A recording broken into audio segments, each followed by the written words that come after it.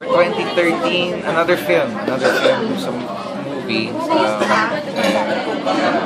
Siguro, so nabigyan rin ako ng isa pang teleserye para Paulo, what have you learned from your other teleseries and what do you look forward to learn in this teleserye? In terms of acting and other skills? Balin mo lang hanggang yung pinaka natutunan ko is my intensity. How far can you go?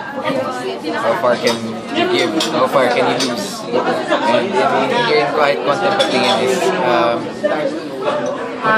paano mo pasisihin yung mga viewers mo naman. Kasi it's something different eh. Yung wala hanggang solo lang yan eh. You just do your thing and parang sa'yo lang.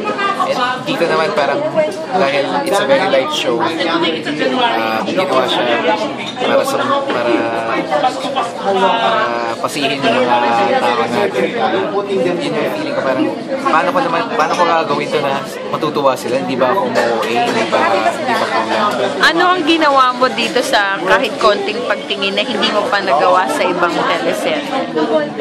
Sa ngayon, hindi ko pa masasagot yan dahil nag-uumpisa pa lang. Sagutin ko po ulit ka na. Pero may in love ka ba sa isang singer?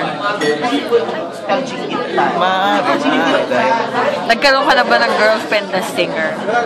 Hindi naman singer, pero magaling kumanta.